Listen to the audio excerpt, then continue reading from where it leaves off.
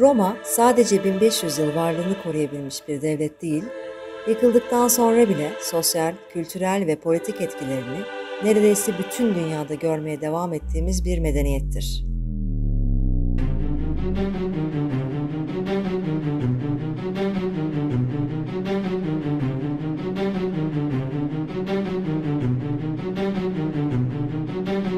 Bu, öyle paylaşılamayan bir medeniyettir ki, Çin'in kuzeyinden gelip Anadolu'ya yerleşen Türklerle Avrupa'nın göbeğindeki Cermenler arasında bile sorunlara neden olmuştur.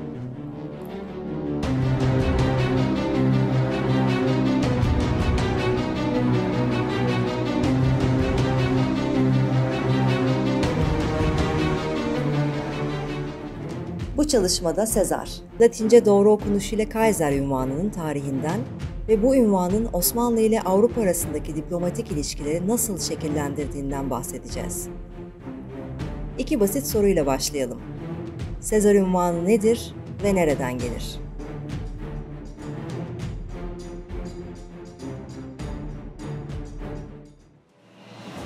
Sezar deyince ilk akla gelen şüphesiz Roma Cumhuriyeti tarafından diktatörlük yetkisi verilen Jules Sezar'dır. Senato tarafından diktatör ilan edilen bu ünlü ve başarılı askerin asıl ismi Gaius, tam ismi ise Gaius Jules Sezar'dır.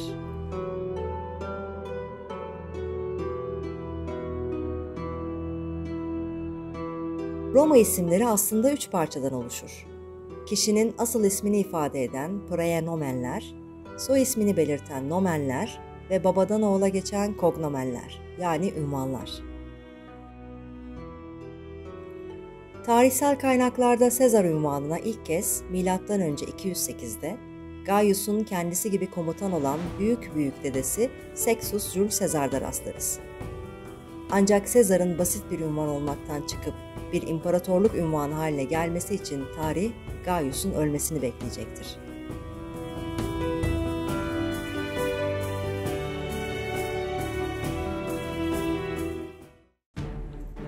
Başarılı bir yönetim ortaya koyarak gücü elinde toplayan Gaius, kendini diktatör perpetuo, yani ilelebet diktatörü ilan ederek hala bir cumhuriyet olan Roma'daki güç sahibi elitlerin tepkisini çeker.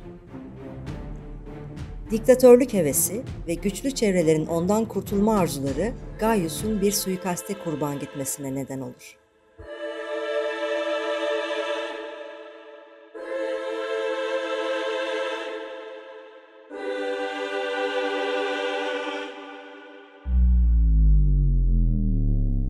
Gaius'un öldürülmesi halk nezdinde büyük bir tepki yaratır.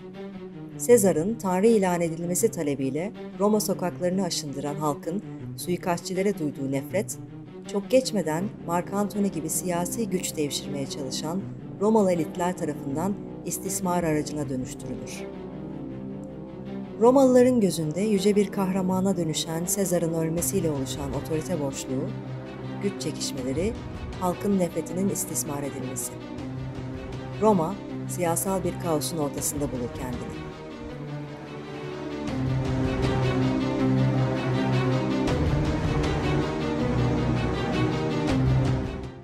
Sezar'ın mirasını yaşatacağını söyleyen üvey oğlu Octavian, tam da bu kaos ortamında güçlü bir aktör olarak çıkar siyaset sahnesine.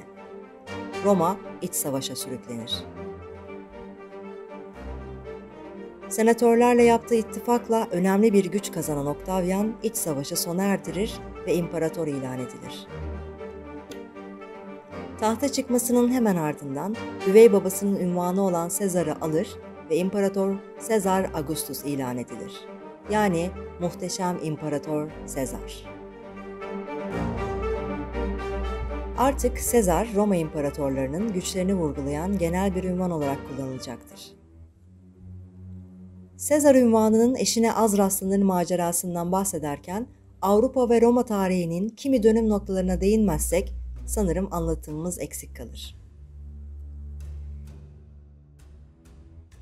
İmparatorluk milattan sonra 235 yılında 3. yüzyıl krizi adında 49 yıl sürecek kanlı, entrika ve güç çekişmeleriyle dolu bir iç savaşa sürüklenir. Bu kaos dönemi İmparator Diokletian tarafından milattan sonra 284 yılında sona erdirilir. Gerçekleştirdiği pek çok reformla Roma tarihine damgasını vuran imparatorlardan Diokletian, 3 kıtaya yayılmış bu büyük imparatorluğu tetrarşiyle yönetmeye karar verir. Dörtlü hükümet sistemi olarak adlandırabileceğimiz tetrarşi yönetim sisteminde, imparatorluk doğu ve batı olmak üzere eşit güçte Augustus ünvanlı 2 kıdemli imparator ve onların atadığı Sezar ünvanlı 2 kıdemsiz vasi tarafından yönetilecekti. İmparatorluk legal olarak bölünmemiş olsa da yönetim konusunda 2 parçaya, bu parçalar da kendi arasında 2'ye bölünmüştü. Bu dönemde de Sezar ünvanı yöneticiler ve vasileri tarafından kullanılmaya devam eder. Tetrarşi yönetiminin ömrü uzun olmaz, ancak onun getirdiği ayrım yönetim sisteminde uzun yıllar kalmaya devam edecektir.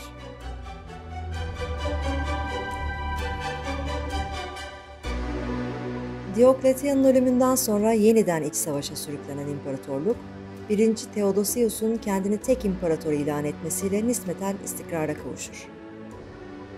1. Theodosius, Roma'yı tek başına yöneten son imparator olacaktır. Theodosius'un ölümünden sonra imparatorluk tam anlamıyla 2'ye bölünmüştür. Kağıt üstünde hala tek bir imparatorluktan bahsedilse de, Theodosius'un oğullarından Arkadius doğuyu, Honorius ise batıyı yönetmeye başlar. Artık Roma, bu 2 kardeşin ve soylarından gelecek hükümdarların kendi saraylarını oluşturmasıyla fiilen 2'ye bölünmüşlüğün yasını tutacaktır. Birbirinden bağımsız yönetilen Doğu ve Batı Roma. Batı Roma'nın 476'da yıkıldığını ve yerine yeni devletler geldiğini görüyoruz. Hristiyanlaşan Doğu Roma İmparatorluğu'nun yıkılması içinse 977 yılın daha geçmesi gerekecektir.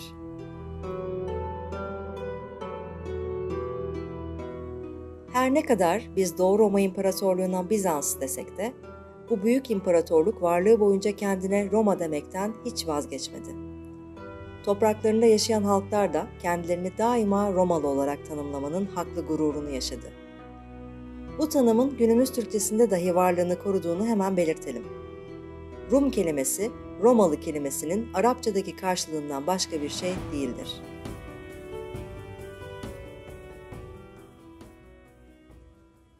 Batı Roma ortadan kalksa da, Roma tahtının kudreti bir hayalet gibi yaşamaya devam ediyordu. Batı Roma'nın toprak mirasına konan barbar yöneticiler, Doğu Roma'ya kendilerini hükümdar olarak kabul ettirmek istiyorlardı. Şayet Doğu Roma imparatorları kendilerini imparator olarak tanırlarsa, bu onların Batı Roma'nın mirasçısı oldukları anlamına gelecekti. Bu tanınma onlara kendi topraklarında büyük bir meşruiyet kazandıracaktı. Nitekim yeni yöneticiler bir anda ortaya çıkıp Batı Roma'yı yıkan barbar fatihler olarak hüküm sürmek yerine, bilinen dünyayı şekillendiren büyük bir medeniyetin devamı olma iddiası gibi sihirli bir meşruiyet dayanağına sahip olmak isteyeceklerdi. Roma İmparatoru unvanı hala evrensel hükümdarlıkla eş anlamlıydı. Bu unvana sahip olmak hükümdarlar için dünyayı yönetme arzusunun politik bir tezahürüydü. Avrupa'nın yeni yöneticileri kral, dük ve kont gibi unvanlarla topraklarını yönetmeye devam ettiler. Ancak hiçbiri Doğu Roma gibi İmparator Sezar unvanını üstlenemedi. Ta ki Şarlman ortaya çıkana kadar.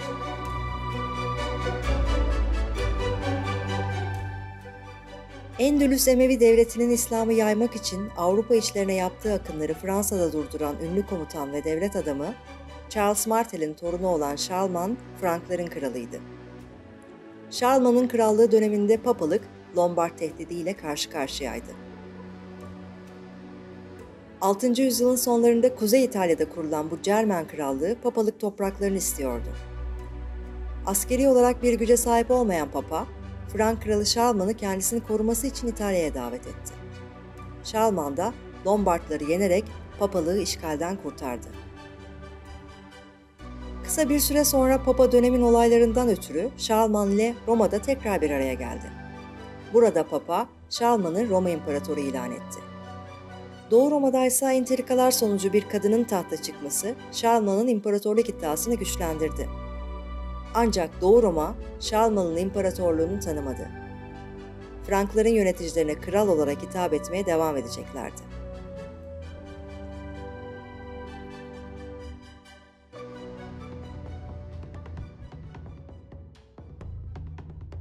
Avrupa ve Roma'nın tarih koridorlarında gerçekleştirdiğimiz bu kısa yolculuktan sonra sanırım artık Sezar unvanını daha iyi anlayabiliriz.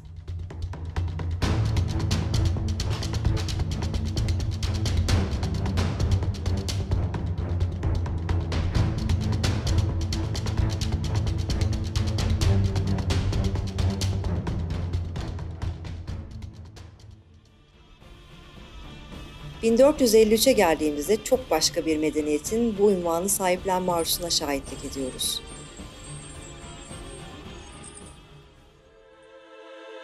Fatih unvanı ile bilinen 2. Mehmet, İstanbul'u fethetmesinin hemen ardından kendine Kayseri Rum unvanını verir.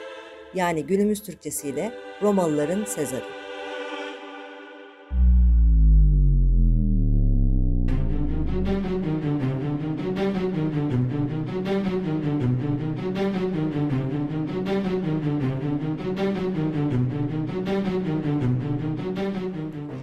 Büyük Konstantin döneminde dinini değiştirerek Hristiyanlığa geçen Roma, 7. yüzyıla geldiğimizde Latinceden tamamıyla vazgeçerek resmi dili Yunanca yapmıştı.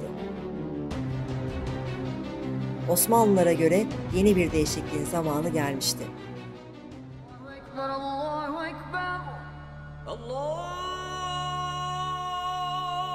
Roma'nın dini İslam, dili ise Türkçe olacaktı.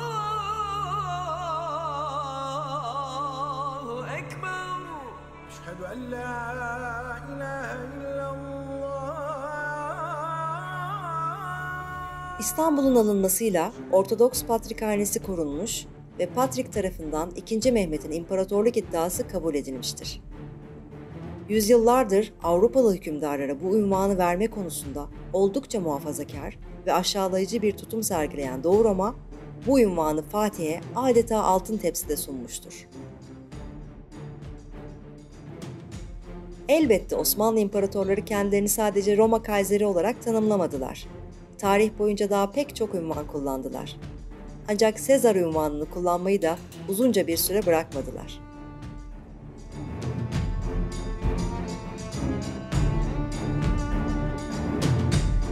Bu süreçte Şarlman'ın Frank Roma'sı Kutsal Roma İmparatorluğu'na evrildi. Kutsal Roma İmparatorluğu Avrupa'daki diğer tüm devlet liderlerine kral diye hitap ediyor, bu sayede onlardan üstün olduğunu göstermeye çalışıyordu. Yani Kutsal Roma İmparatorluğu da, Osmanlı İmparatorluğu da Roma kültür ve medeniyetinin varisi oldukları iddiasındaydı. Bu iddianın bir yansıması olarak hükümdarların birbirlerine hitap ederken imparator ve Sezar unvanlarını kullanmaktan kaçındıklarını dönemin diplomatik belgelerinde açıkça görüyoruz.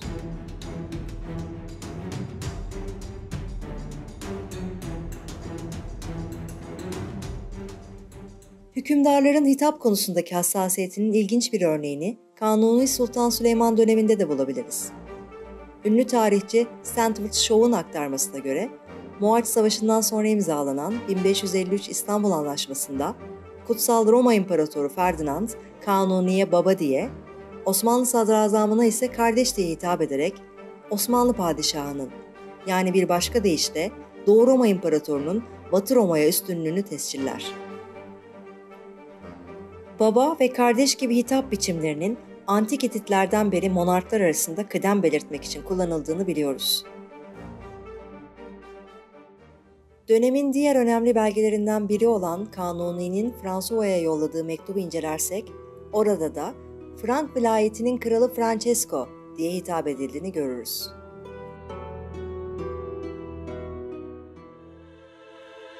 Osmanlı'nın hitap konusundaki üstünlüğünü, Batı karşısında güç kaybetmeye başlamasının ilanı olan Zitva-Torok Anlaşması'ndan sonra yitirdiğini görüyoruz. Anlaşmanın maddelerinden biri aynen şöyledir. Avusturya Arşidükü Osmanlı Padişahı'na eşit sayılacaktır. Osmanlı Padişahı Avusturya Arşidükü'ne Kutsal Roma İmparatoru Kaiser diye hitap edecektir.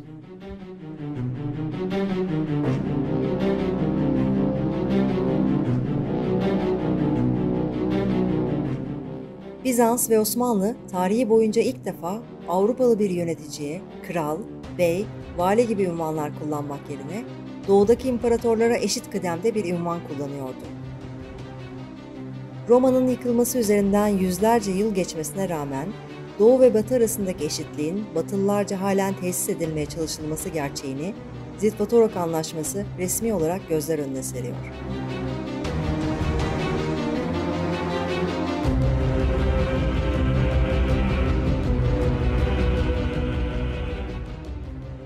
Sezar unvanını araştırma yolculuğumuzda son durağımız Rusya olacak. Rus Çarlığı için Doğu Roma İmparatorluğu verasetinde hak iddia eden en güçlü ve ısrarcı devlet demek yanlış olmaz. Kendilerine 3. Roma diyen Moskova Çarlığı bu iddiasını Ortodoks olmalarına ve kan bağlarına dayandırır. Bu dönemde Rusya'nın liderleri de kendilerine Çar diyorlardı. İlk olarak 1. Bulgar Krallığı'nda gördüğümüz bu unvan da Sezar kelimesinden gelmektedir. Her ne kadar döneminde kralla eşdeğer görülse de Ruslar Çar unvanını modern anlamdaki imparatorla eşdeğer anlamda kullanmışlardır. Rusların Sezar unvanının sahiplenme hevesinin belki de en güzel dışa vurumu, 1774'te Osmanlı İmparatorluğu ile Rus Çarlığı arasında imzalanan Küçük Kaynarca Anlaşması'dır. Rus yenilgisi sonrası imzalanan bu anlaşmayla Osmanlı İmparatorluğu sadece Rus hükümdarlarının Çar unvanını kabul etmekle kalmıyor, aynı zamanda hukuken de Osmanlı İmparatoru ile Rus Çarı'nın eşitliğini tescil ediyordu.